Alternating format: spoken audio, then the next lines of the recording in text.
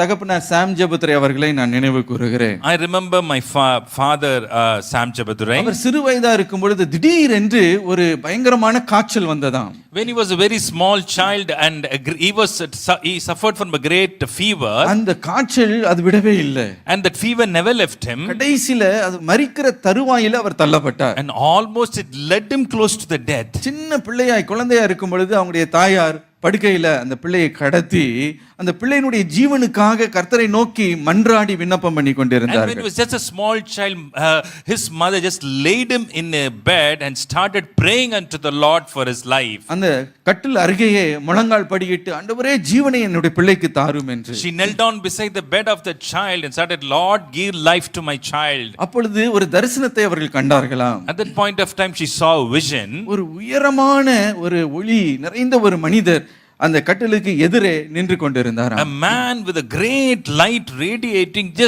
he was just standing before that cot. அவர்களை பார்த்து சொன்னாரா, இந்த பிள்ளையை நான் எடுத்துக்கொண்டு போகும்படி தான் நான் வந்திருக்கிறேன். I have actually come to take this child with me. உடனடியாக இவர்கள் என்ன சொன்னார்களாம், அந்த பிள்ளையை நீ எடுத்துக்கொண்டு போவதற்கு நான் அனுமதிக்கவே மாட்டேன். No, I will not permit this child to be taken by you. அப்போ அந்த மனிதர் என்ன சொன்னாரா, You know what that man said? இந்த பிள்ளையை நான் இந்த பூமியில வைப்பேன் என்றால் இந்த பிள்ளைக்கு ஒரு குறை இருக்கும் என்று. If I keep this child alive in this earth, he will live within shortcoming. ஒரு சிலுவை இந்த பிள்ளைக்கு கொடுக்கப்படும். A cross will be given to this child. அதை நீ ஏற்றுக்கொள்ள மனதாய் இருக்கிறாயா என்று.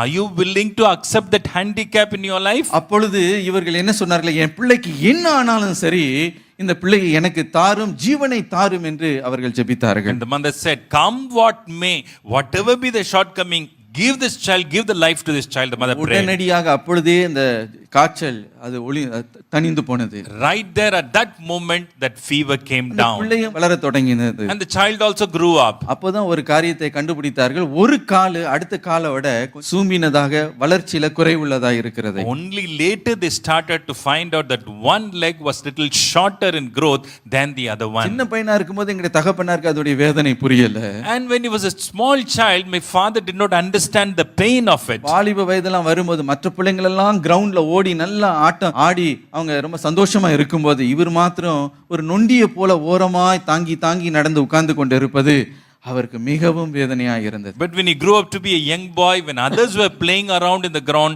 but he was like a lame man limping and walking, that was causing a great pain in his heart. அவங்க அம்மா இடத்துல வந்து அவர் முறையிடுவாராம். And looking at it, he will come to his mother and say, ஏன் அம்மா சின்னதிலேயே என்ன சாக விடல நீங்க?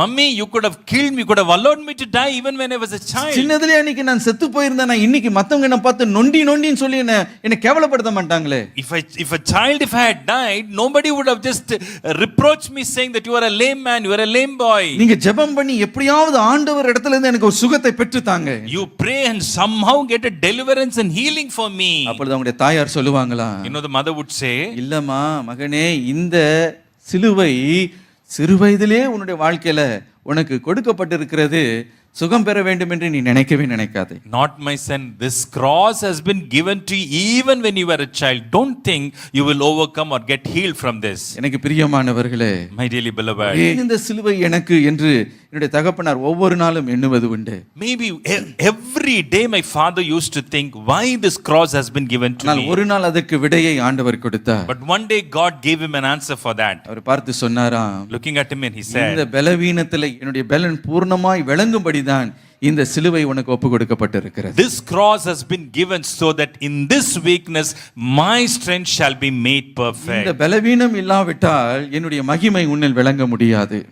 If this weakness was not in you, my strength or my glory will not be seen in your life. எனக்கு பிரியமானவர்களே, Dearly beloved, அதே போல இயேசுவுடைய அவர் சிறு பிள்ளையா இருக்கும் பொழுது ஒரு சிலுவை அவர் மீது சுமத்தப்பட்டது. in the same way when Lord Jesus was a little child, a cross was kept on him. மரியாளையும் யோசேப்பையும் பார்த்து சிமியோன் தீர்க்கதரிசனமாய் உரைத்தார், இந்த பிள்ளையின் நிமித்தம் மிகுந்த வேதனை உங்களுக்கு உண்டாகும். And looking at Mary and Joseph, Simeon prophesied, because of this child, you may have to suffer great sorrow and pain. எனக்கு பிரியமானவர்களே, My dearly beloved, இன்றைக்கு ஒருவேளை அப்படிப்பட்ட சிலுவையின் பாதையில நீங்க போய் கொண்டிருக்கலாம். perhaps you also may be going through such a path of cross in your life. ஏன் என்னுடைய பிள்ளைக்கு மாத்திரம் இந்த குறைபாடு என்று நீங்கள் கேட்டுக்கொண்டு You may இருக்கலாம். be asking, why my child alone has to face this handicap? ஏன் இந்த ஒரு காரியத்துல பின்தங்கி இருக்கிறார்கள்? Why this child or why my family is having a setback in this particular ஏன் area? பிள்ளைக்கு மாத்திரம் ஏன் இந்த குறைபாடு? Why for my child alone this shortcoming? எனக்கு பிரியமானவர்களே,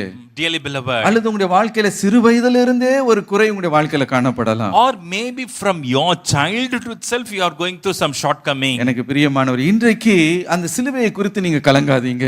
My dearly beloved, don't be troubled about that cross in your life. அநியாயமாய் சுமத்தப்பட்ட சிலுவையை பார்த்து நீங்க கலங்க வேண்டாம். And don't be troubled at that unjust cross in your life. இன்றைக்கு இயேசுவின் சிலுவையில அவர் தொங்கினார், அதை நோக்கி பார்க்கும்போது When you look at the cross on which Jesus hung, அந்த சிலுவையை சுமக்கிற பலத்தை ஆண்டவர் உங்களுக்கு the கொடுப்பார். Lord will give you the strength to bear that cross in your life. மாத்திரமல்ல உங்களுக்கு ஒரு விடுதலையும் கொடுக்க அவர் வல்லமை உள்ளவர். Not only that, he is able to give you a deliverance also. உன்னுடைய பிள்ளையை ஆண்டவர் பிழைக்க வைக்க அவர் வல்லமை உள்ளவர். He is also able to make your child live well in this world. உன்னை பிழைக்க வைக்க அவர் வல்லமை உள்ளவராய் And he இருக்கிறார். is able to make you live well even in your own life. ஆகவே சிலுவையின் பாதையில ஏன் இந்த சிலுவை எனக்கு சுமத்தப்பட்டது என்று ஒரு நாள் நாம் கேட்க கூடாது. Not one day we should ask, Lord, why this cross has been placed on my life. அது ஒரு நாள் உங்களுக்கு ஆசீர்வாதமாய் மாற்றி தருவார். One day the Lord will make that cross a blessing in your life. Hallelujah. Hallelujah.